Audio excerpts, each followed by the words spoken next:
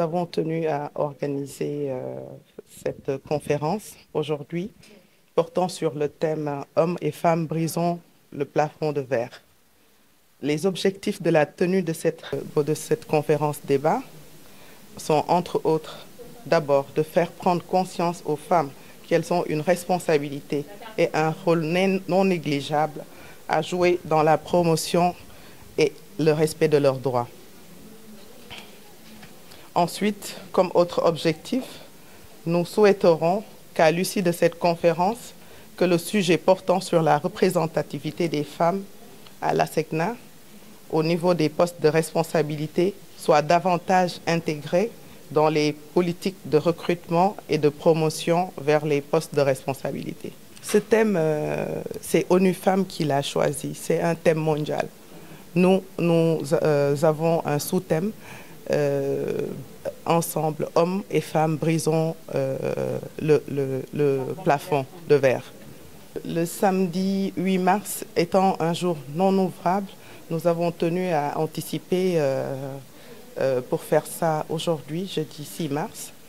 Raison pour laquelle on a tenu à faire ça aujourd'hui, à l'organiser, pour que toutes les femmes puissent être présentes. Il nous reste un peu de chemin encore pour que les femmes soient représentées et que l'égalité des sexes puisse être prise en compte dans les sociétés.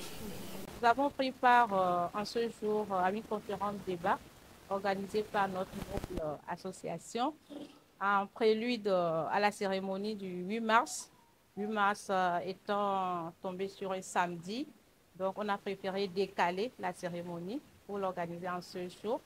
Donc le thème retenu par l'ONU, c'est pour toutes les femmes et les filles, droit, égalité et autonomisation.